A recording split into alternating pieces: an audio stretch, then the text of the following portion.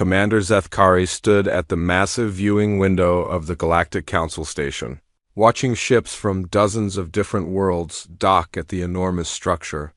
His forearms were crossed behind his back, and his purple skin gleamed under the artificial lights. At 12 feet tall, he was smaller than some species, but larger than most. What made him special was not his size, but his mind. In 50 years of military service, he had never lost a battle. The Valkyrian Empire trusted him with their most important missions. He had conquered 17 star systems for them. Each time, the enemy had surrendered quickly once they saw his fleet. War was simple when you had bigger ships and better weapons. Most species were smart enough to know when they were beaten. Today was different. Today, the council was meeting to discuss a new species that had been discovered in a distant part of the galaxy. They called themselves humans, and they came from a small blue planet they named Earth. Zethkari had read the reports about them. They seemed like every other primitive species the council had found before. The great doors of the council chamber opened with a deep sound that echoed through the halls. Zethkari walked inside, his heavy boots clicking on the metal floor. The chamber was huge, with seats arranged in circles that went up toward the ceiling. Representatives from 43 different species sat in those seats, all of them more advanced than the humans they were about to discuss. Ambassador Krelthuk of the Zentari Collective was already speaking when Zethkari took his seat. The insect-like being clicked his mandibles as he talked. The humans have barely left their home system. Their fastest ships would take hundreds of years to reach us. They are no threat to anyone here. A few other representatives nodded in agreement. High Counselor Vexstar, whose species had been part of the council for over 1,000 years, raised one of his tentacles. We have observed their military capabilities. They still use projectile weapons that fire metal bullets. Their largest warships are smaller than our transport vessels. They have no energy shields, no plasma weapons, no faster-than-light communication systems. Zethkari looked at the holographic display floating in the center of the chamber. It showed the human solar system with Earth at its center. 9 planets orbited their star, and the humans had barely managed to establish small colonies on 2 of them. Their entire space fleet consisted of fewer than 100 ships, most of which were used for moving cargo between planets. They sent a diplomatic mission to make contact with us, Counselor Vexstar continued. A single ship with a crew of 12. They want to join the Galactic Council as equals. The chamber filled with sounds that passed for laughter among the various species. Equals, a species that has not even mastered basic energy manipulation, wants to sit among us as equals. The main doors opened again, and Zethkari turned to see the human diplomatic party enter the chamber. He had seen pictures of humans before, but this was his first time seeing one in person. They were small, standing only about 6 feet tall. Their skin was a light brown color, and they had hair growing from the tops of their heads. They wore simple blue uniforms that looked almost primitive compared to the advanced materials worn by other species. The human leading the group was introduced as Captain Jake Morrison. He walked with confidence despite being surrounded by beings who could crush him without effort. His eyes moved around the chamber, taking in everything he saw. When those eyes met Zethkari's, the commander felt something strange. There was no fear in the human's gaze, no sign that he felt intimidated by the massive alien beings around him. Captain Morrison walked to the center of the chamber where speakers usually stood. The holographic display changed to show information about Earth and its people. Morrison began to speak in a clear, calm voice. Honorable members of the Galactic Council, I am Captain Jake Morrison of the United Earth Defense Force. I come here today to formally request that humanity be granted membership in this council. We offer our friendship, our knowledge, and our commitment to peace among the stars. More laughter filled the chamber. Ambassador Krelthuk clicked his mandibles loudly. What knowledge could you possibly offer us? What friendship could we need? From a species that has not even learned to harness the power of their own star? Morrison did not seem bothered by the laughter. We offer the knowledge of a species that has survived on a dangerous world for millions of years.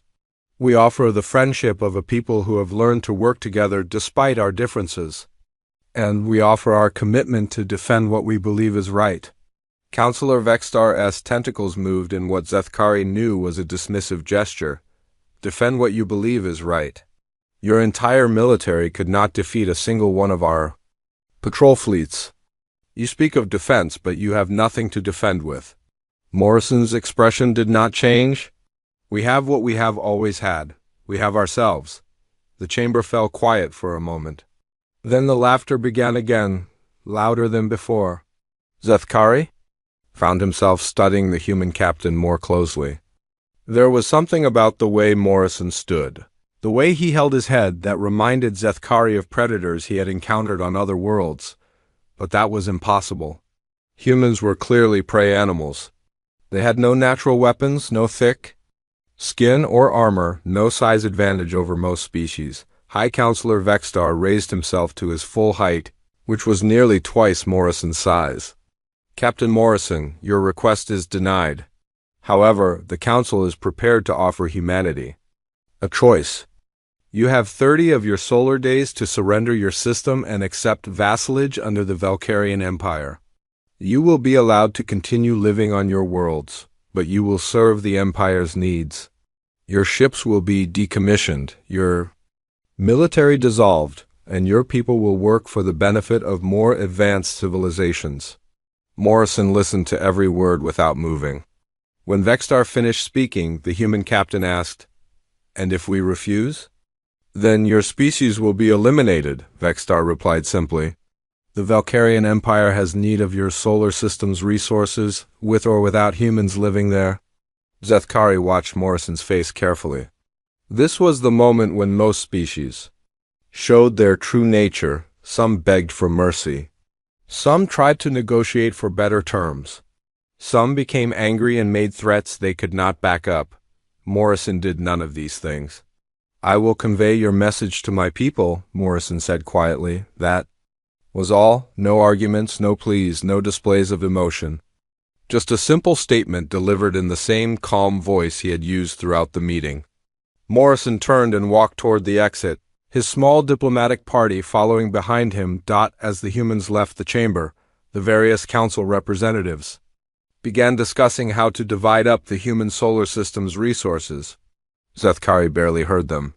He was still thinking about Morrison's eyes and the way the human had responded to the council's ultimatum. 30 years of military experience told Zethkari that Morrison's reaction was wrong. Species that were about to be destroyed did not act that way. They did not accept death sentences with such calm acceptance.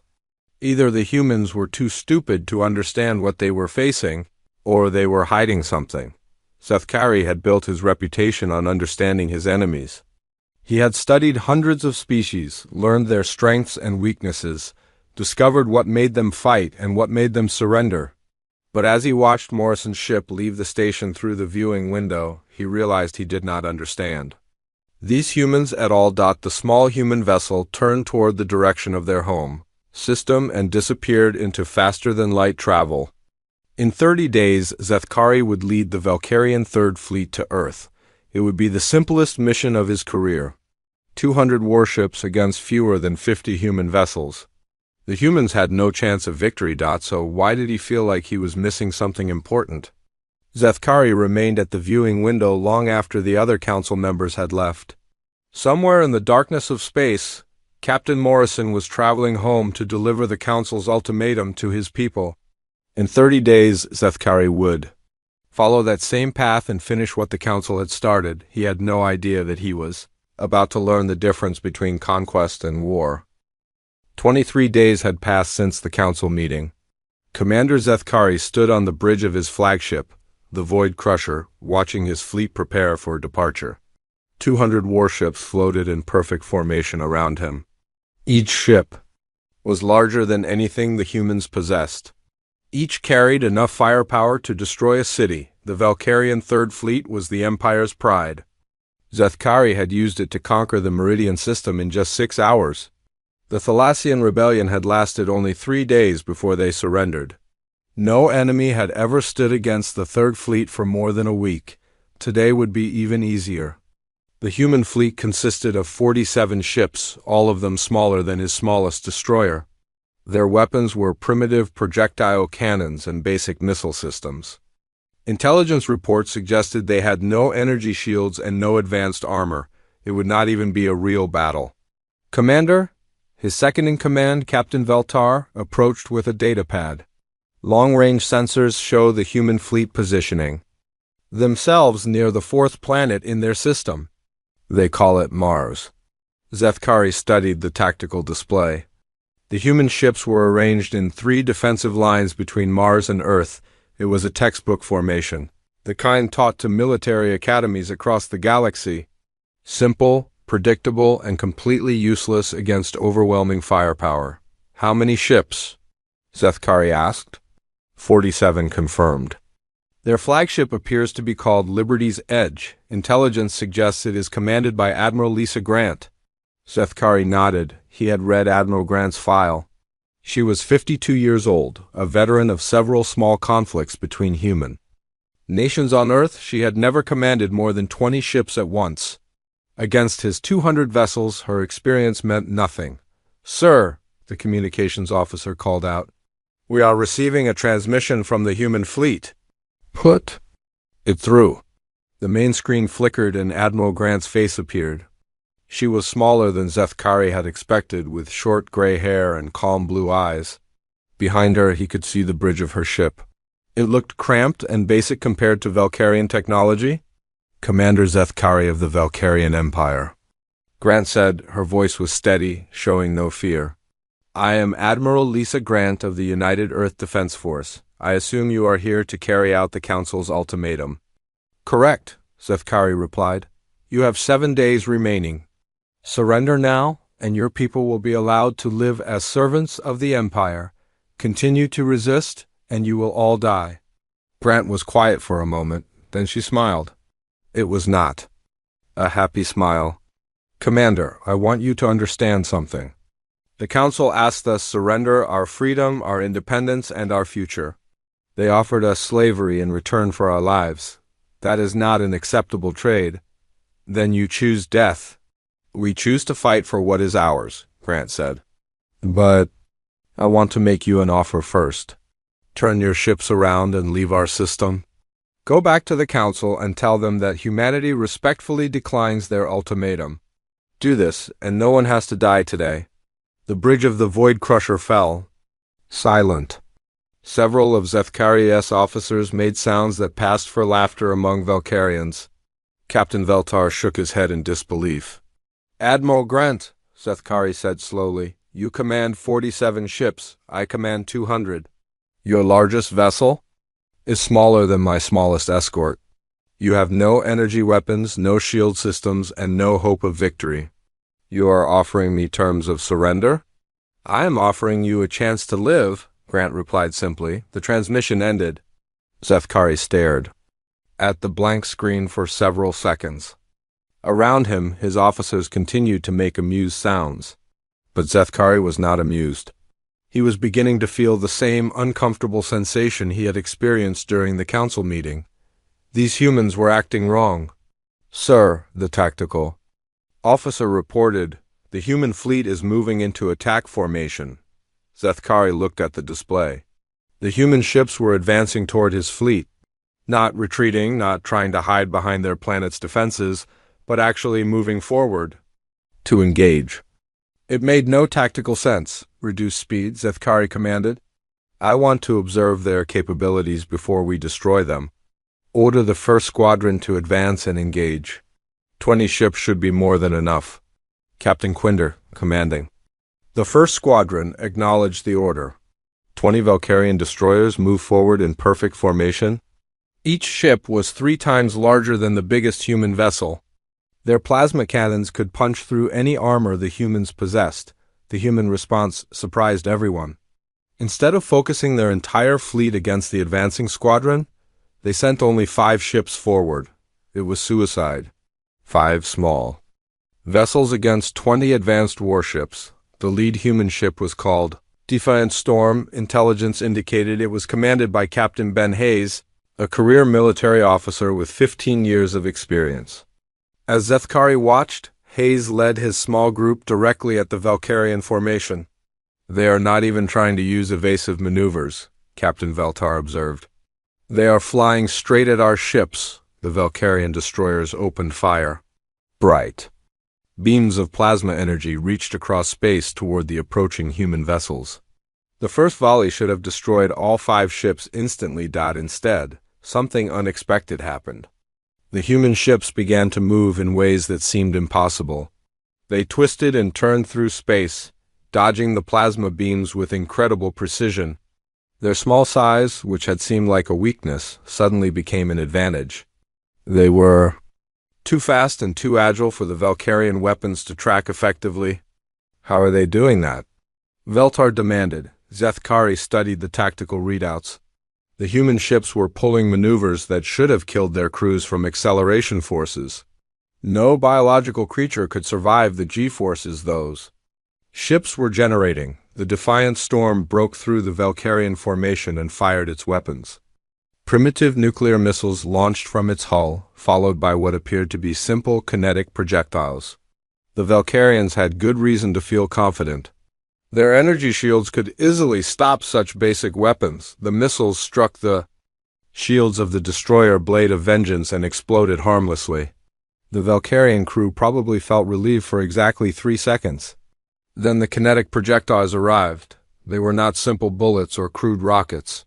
They were pieces of metal accelerated to incredible speeds, moving so fast they became pure energy when they hit. The Blade of Vengeance's shields, designed to stop energy weapons, offered no protection against solid matter traveling at such velocity. The destroyer exploded. "Impossible," Veltar whispered. But it was not impossible, and it was not finished. The other human ships had used the Defiant Storm's attack as a distraction. While the Valkyrians focused on Hayes' vessel, the other 4 human ships had positioned themselves around the squadron's flanks. More kinetic weapons fired. Not from the ships themselves, but from hidden positions throughout the asteroid belt. Chunks of rock and metal, accelerated by electromagnetic launchers the Valkyrians had not detected, slammed into 2 more destroyers. 3 Valkyrian ships destroyed in less than 10 minutes. The remaining 17 ships of the first squadron pulled back in confusion and panic. Zethkari stared at the tactical display in shock. This was not how battles were supposed to work. The humans should have been destroyed in the first exchange of fire. Instead, they had used tactics he had never seen before and weapons that seemed to violate the basic rules of space combat. "Sir," the communications officer called out, "we are receiving another transmission from the human fleet. Put it through." This time, the face on the screen belonged to Captain Hayes. His ship was badly damaged, with fires burning in the background, and crew members working frantically at emergency stations. Hayes himself had blood on his face from a head wound. "Commander Zethkari," Hayes said. His voice was calm despite the chaos around him. "Earth Defense Force to all vessels. Target confirmed. Continue the mission." The transmission ended. Zethkari watched in horror as the Defiant Storm, crippled and venting atmosphere, continued its attack run on the remaining Valkyrian ships.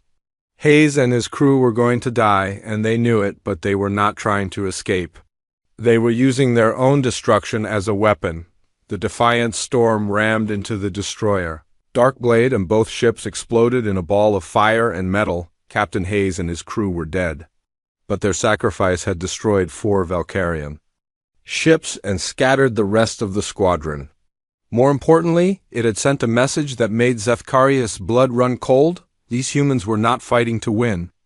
They were fighting to kill as many of his people as possible before they died. Every human ship was a potential weapon, every human crew a collection of volunteers ready to die for their cause. "Sir," Veltar said quietly, "perhaps we should reconsider our approach." Zethkari looked at the tactical display where the wreckage of 5 ships drifted in space. 4 of them had been his, 1 had been human. By every measure of military logic, he had won this engagement. So why did he feel like he had just lost something important? "Signal the fleet," he ordered. "We pull back to long range and reassess." I want to know everything about these humans and their capabilities before we advance again. As the Valkyrian fleet retreated, Admiral Grant's voice came over the communications channel one more time. Commander Zethkari had not slept in 3 days. His fleet remained at long range from the human positions, trying to understand what had gone wrong in their first engagement. The loss of 4 ships should have been a minor setback. Instead, it felt like a warning of worse things to come. "Sir," Captain Valtar approached with another report. "Long-range sensors are detecting unusual activity throughout the human system. Small ships moving between asteroids, energy signatures we cannot identify, and what appears to be construction activity on several moons." Zethkari studied the tactical display. The humans were doing something, but he could not figure out what. Their main fleet remained in defensive positions near Mars, but dozens of smaller vessels were moving through the outer system like busy insects. "Any word from High Command?" Zethkari asked. "They are sending reinforcements from the 2nd and 4th fleets. Admiral Krexmar will arrive in 6 days with another 100 ships. The Council is also dispatching forces from the Zentari Collective and the Morphean Republic. 300 additional ships. Any reasonable enemy would surrender when faced with such overwhelming force." But Zethkari was beginning to suspect that humans were not reasonable. "Sir, we have a problem," the communications officer called out. "One of our patrol ships has gone silent." The Void Hunter was investigating unusual readings near the 7th planet. "We lost contact 40 minutes ago." Zethkari felt his stomach. Titan, the Void Hunter, was a scout vessel with a crew of 30. It was fast, well-armed, and equipped with the best sensors in the fleet. If something had happened to it, the humans were more dangerous than anyone had realized. "Send the Storm Rider to investigate," he ordered. "Full stealth mode, passive sensors only." 20 minutes later, the Storm Rider found the wreckage of the Void Hunter drifting near the ice giant the humans called Neptune. The scout ship had been cut apart with surgical precision. Its engines were destroyed, its weapons disabled, and its communications equipment removed. But most of the crew compartments were intact. "Sir," the Storm Rider's captain reported, "we are detecting life signs aboard the wreck. Some of the crew survived. Bring them back immediately." The rescue took another hour. When the survivors were brought aboard the Void Crusher, Zethkari questioned them personally. What they told him made no sense. "They came out of nowhere," said Lieutenant Kexenal, the Void Hunter's tactical officer. "Our sensors showed empty space, then suddenly there were humans everywhere. They were wearing some kind of suits that let them survive in vacuum. They cut through our hull with tools that looked primitive but worked better than our best equipment." "How many humans?" Zethkari asked. 12, maybe 15. "They moved through our ship like they knew exactly where everything was." "They disabled our weapons first, then our engines, then our communications. They did not kill anyone unless they had to." This was disturbing news. Humans had somehow infiltrated a Valkyrian scout ship, disabled it completely, and done so without unnecessary killing. It suggested a level of tactical sophistication that did not match their apparent technology. "Did they take anything?" Valtar asked. "Our navigation computers," Kexenal replied. "And our long-range communication logs, and Lieutenant Vexen." "They took a prisoner?" "Yes, sir, but they left behind their own injured. We found a human female with severe wounds in our medical bay. She was unconscious but alive." Zethkari felt a chill run through his body. The humans had captured a Valkyrian officer and left behind one of their own wounded. It suggested they valued intelligence over their own people's lives. "Where is this human now?" "In our medical bay, sir. Dr. Molkar is treating her injuries." Zethkari went to the medical bay immediately. The human was small, even for her species, with short black hair and pale skin. She was unconscious, connected to Valkyrian medical equipment that was keeping her alive. Dr. Molkar stood nearby, reviewing her scans. "Fascinating," the doctor said when he saw Zethkari.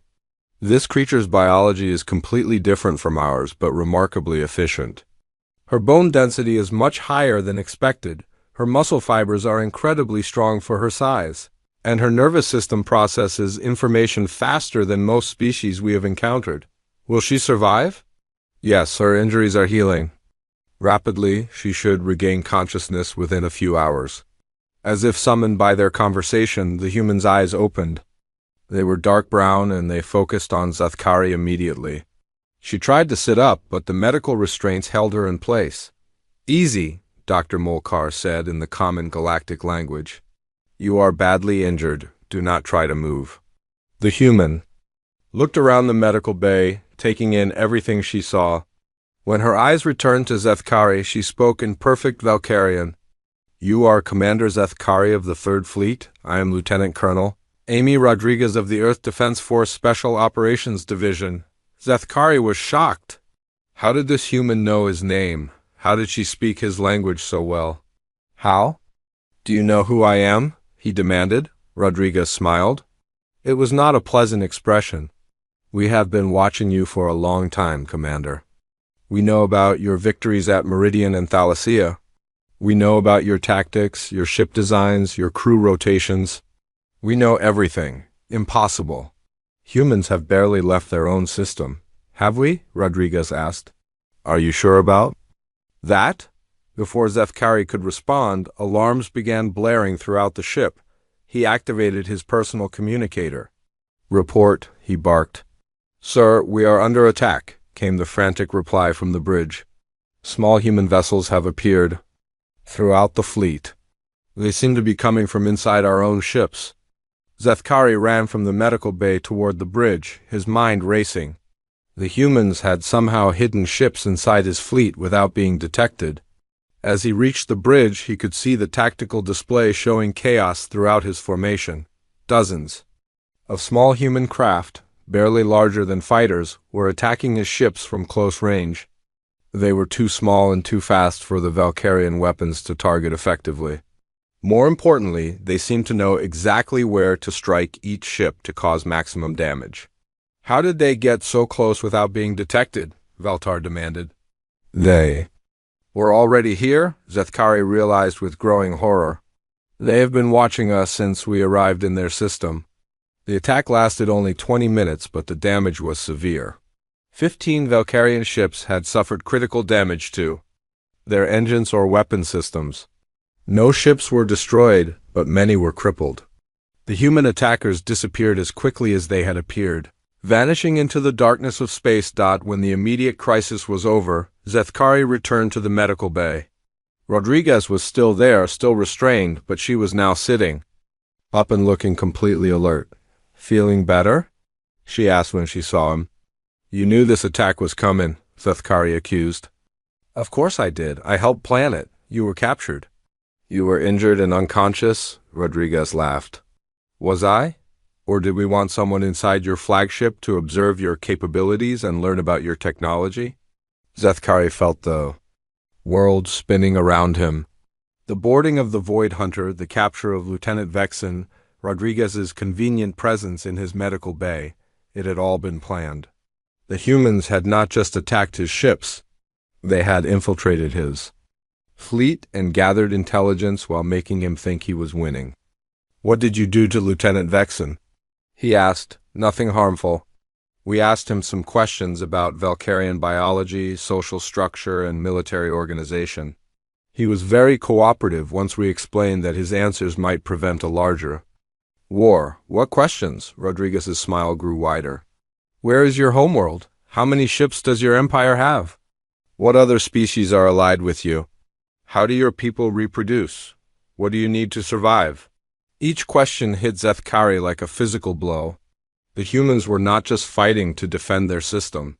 They were gathering information for a larger conflict. They were learning how to wage war against the entire Galactic Council. We also asked about something else, Rodriguez continued. We wanted to know about other species like us, other worlds that the Council has conquered or destroyed, other civilizations that might want to see the galactic order changed. There are no such species, Zathkari said automatically. Are you sure? In all your conquests, you never encountered a species that refused to surrender? A people who chose death over slavery? A civilization that might have escaped your notice and been hiding in the dark spaces between stars? Zethkari did not answer, but his silence was answer enough. There had been others. Species that had chosen destruction rather than submission? The Council had always assumed they were extinct, their stories forgotten. We know about the Andromedans, Rodriguez said quietly, and the Helix Collective, and the Free Worlds Alliance. We know about all the civilizations that refused to bow to the Council and were supposedly destroyed for their defiance. They are all dead, Zethkari whispered. Are they? Or did some of them escape, like we planned to do? Are they out there in the void, growing stronger, waiting for the right moment to return? Rodriguez leaned forward as much as her restraints would allow. Commander, you came here thinking you were putting down a small rebellion. But what if you are actually starting a galactic war? The reinforcements arrived exactly when promised. Admiral Krexmar brought 100 ships from the 2nd and 4th fleets, while the Zentari Collective contributed 50 vessels and the Morphean Republic added another 30. Commander Zethkari now commanded over 400 warships, the largest fleet assembled in 50 years. It should have been enough to conquer 10 systems. Against the humans, Zethkari was no longer certain it would be enough to conquer one. Admiral Krexmar was. Everything Zethkari was not. Where Zethkari had learned caution through experience, Krexmar believed in overwhelming force applied quickly. He was younger, more aggressive, and completely confident that the human problem could be solved with enough firepower. 4 ships, Krexmar said during their first meeting aboard the Void Crusher. You lost 4 ships to these primitives and now you want to treat them as equals? They have no shields, no energy weapons, and fewer than 50 vessels. We will crush them in one engagement and be done with this foolishness. Zethkari tried to explain what he had learned about human tactics and capabilities, but Krexmar was not interested in listening. The younger admiral had read the reports and dismissed them as excuses for poor planning. Tomorrow we advance in full formation, Krexmar announced. We will destroy their fleet, bombard their planet, and finish this rebellion. The Council grows tired of delays. That night, Zethkari could not sleep. He kept thinking about Lieutenant Colonel Rodriguez and her warnings about total war. The human woman had been transferred to a prison ship, but her words haunted him. What if the humans were not just defending their system? What if they were planning something larger? The attack began at dawn, ship time. 400 vessels advanced toward Mars in perfect formation. The human fleet waited for them in the same defensive positions they had held for days. Admiral Grant's 47 ships looked pathetically small against the massive alien armada, but appearances, Zethkari had learned, could be deceiving. The first sign of trouble came when long-range sensors detected movement throughout the asteroid belt. Hundreds of objects were accelerating toward the advancing fleet. They were too small to be ships, moving too fast to be natural asteroids. Kinetic projectiles, the tactical officer reported. Thousands of them launched from hidden positions throughout the system. Admiral Krexmar laughed over the communications channel. Rocks and metal debris? Our shields will stop them easily, but these were not simple rocks. The projectiles had been accelerated to incredible speeds by electromagnetic launchers hidden throughout the human system.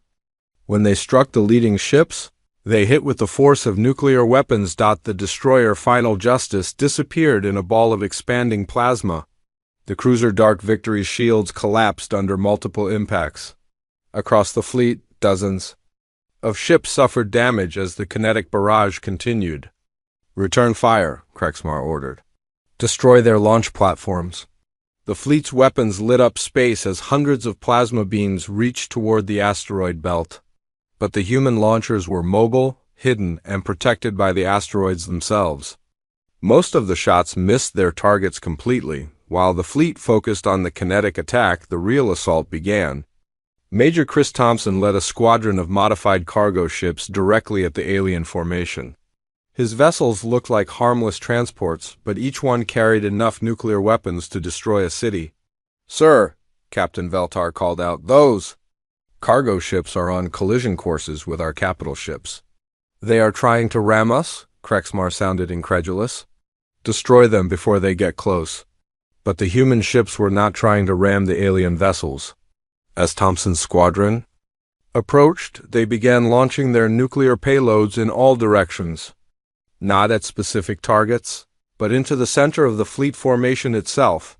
The nuclear weapons detonated simultaneously, creating a massive electromagnetic pulse that disabled electronics throughout the alien fleet.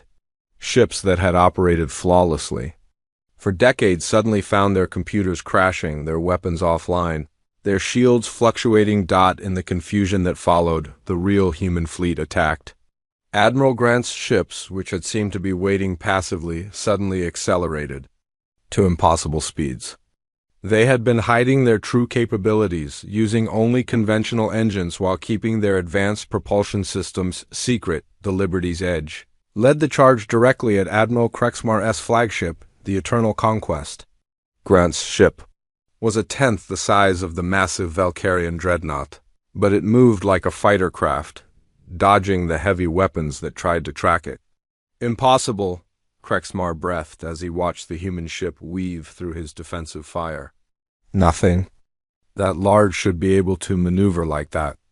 Grant's ship struck the Eternal Conquest not with weapons, but with a boarding pod launched at close range. Within minutes, human soldiers were fighting inside the alien flagship itself. Sethkari watched the battle unfold with growing horror. This was not the simple engagement Krexmar had predicted. The humans were using tactics that seemed to violate the basic rules of space warfare. They turned their own ships into weapons, used their weakness as strength, and fought with a desperation that bordered on madness.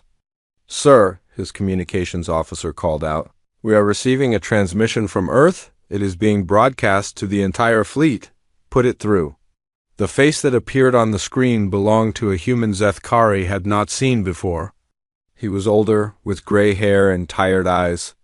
The identification text identified him as Dr. Pete Sullivan, Earth's chief xenobiologist. "Greetings, forces of the Galactic Council," Dr. Sullivan said in a calm, professional voice. "I am speaking to you from the Armstrong Research Station in Earth orbit. I want to share some information we have gathered about your species during this conflict." The transmission continued, and Sethkari felt his blood grow cold as Dr. Sullivan began to speak. The human scientist described Valkyrian biology in perfect detail. He explained their reproductive cycles, their dietary needs, their social structures. He discussed Zentari hive behavior and Morphean environmental requirements. "We have been studying you since the moment you entered our system," Dr. Sullivan continued. "We know how you think, how you fight, how you live. We know your strengths and your weaknesses. Most importantly, we know where you come from." The transmission showed star charts with marked locations. Homeworlds, colony systems, industrial centers, every major population center of the species fighting in the human system. "Velkara Prime," Dr. Sullivan said, highlighting the Valkyrian homeworld. "Population 8 billion, primary agricultural world. 3 small moons, limited orbital defenses. Zentari Central Hive, population 40 billion, but concentrated in underground cities that would be vulnerable to seismic weapons. Morphia, a water world with most of its population living in floating cities that could be easily destroyed." Sethkari realized what the human was telling them. Earth knew where their families lived. Their children, their elders, their civilian populations. The humans were not just fighting to defend their system. They were prepared to wage extinction warfare against every species that threatened them. "We did not want this war," Dr. Sullivan continued. "We offered you friendship, cooperation, peaceful coexistence. You chose conquest instead? Very well. But understand this, if Earth falls, your homeworlds fall with us. We have prepared kinetic weapons, launched them years ago when we first discovered your existence. They are already in your systems, waiting for our signal." The transmission showed more star charts, projected flight paths of objects too small for most sensors to detect, traveling through space toward the homeworlds of every species in the Galactic Council. "This is a lie," Admiral Krexmar declared over the fleet communications channel. They are bluffing. Humans do not have the technology for interstellar weapons. But Zethkari was no longer certain of anything about human capabilities. If they could hide ships inside his fleet, if they could gather intelligence without being detected, if they could turn cargo vessels into electromagnetic weapons, what else could they do? We calculate that our kinetic projectiles will reach your homeworlds in approximately 18 months, Dr. Sullivan concluded. Unless, of course, this fleet withdraws from our system and the Galactic Council agrees to leave humanity in peace. The choice is yours. The transmission ended, leaving the alien fleet in stunned silence.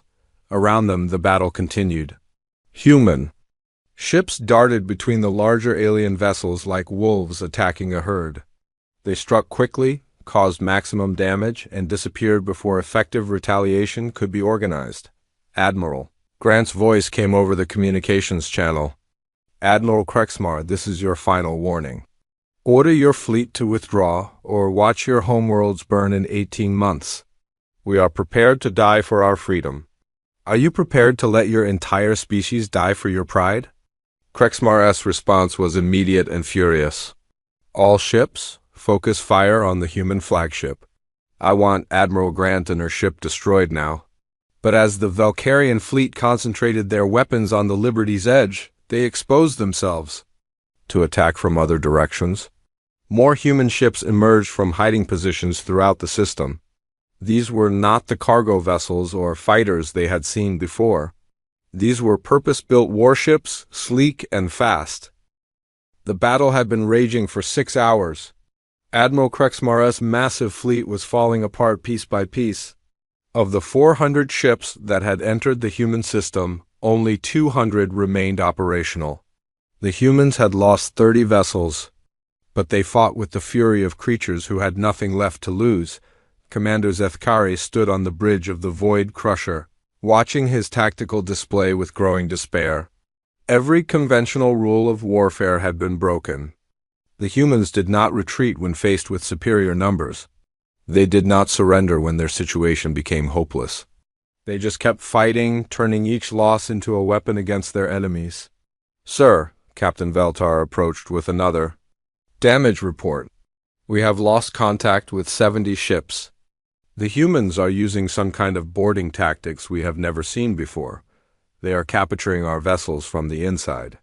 On the display, Zethkari could see human soldiers moving through Valkyrian ships like ghosts.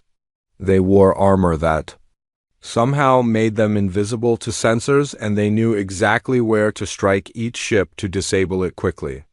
It was as if they had blueprints of every vessel in the fleet. Admiral Krexmar is requesting immediate assistance, Veltar continued. His flagship is surrounded by human vessels. Zethkari looked at the tactical display. The Eternal Conquest was indeed surrounded, but moving to help would expose his own ship to attack. The humans had learned to use the alien fleet size against itself. The bigger ships could not maneuver quickly enough to respond to human tactics. Sir, we are receiving another transmission from Earth, the communications officer announced. Put it through. This time, the face on the screen belonged to General Paul Martinez, commander of Earth's ground forces. Behind him, Zethkari could see what appeared to be a military command center deep underground. Commander Zethkari, Martinez said, I am speaking to you from beneath the city of New York. I want you to understand what is about to happen. More threats? Zethkari asked wearily. No, Martinez replied. A farewell. The general gestured to something off-screen, and the display showed a view of Earth from orbit. The blue planet looked peaceful, beautiful even. But as Zethkari watched, he began to notice strange activity on the surface. Lights were moving in patterns that made no sense. Cities seemed to be changing shape. What are you doing? Zethkari demanded. We are preparing for the final phase of our defense, Martinez explained. You see, Commander, we knew from the beginning that we could not defeat your fleet in a straight fight. So we planned for something else entirely. The view of Earth changed, showing underground installations throughout the planet. Massive tunnels, enormous machines, and what appeared to be the entire human population working together on a single project. For the past 50 years, Martinez continued, humanity has been preparing for this moment. We have been turning our entire planet into a weapon. Every city, every mountain, every ocean has been modified for one purpose, to ensure that if Earth dies, our enemies die with us. Zethkari felt his heart stop beating for a moment. You cannot be serious. We are completely serious, Martinez replied. In 30 minutes, we will detonate the gravitational charges we have placed throughout Earth's core. The planet will become a massive kinetic weapon, launching debris at significant fractions of light speed toward every Galactic Council homeworld. The implications hit Zethkari like a physical blow. If the humans destroyed their own planet and turned it into a weapon, the debris would travel through space for years before reaching its targets.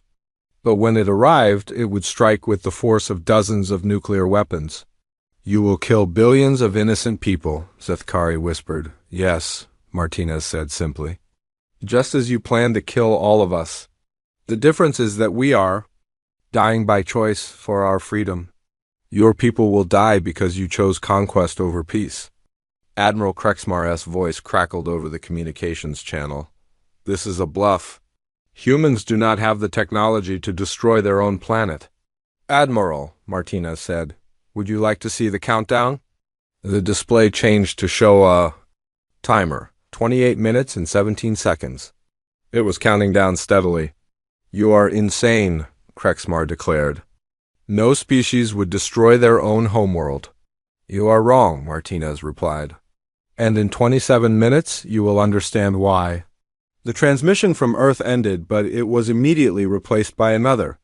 This one came from Captain Rebecca Stone, commanding a small human vessel at the edge of the solar system. This is Captain Stone aboard the exploration ship Distant Hope, she announced. I'm speaking for the human diaspora. While you have been focused on our homeworld, we have been evacuating selected populations to colony ships hidden throughout this system and beyond. Zethkari's tactical officer quickly scanned the outer system.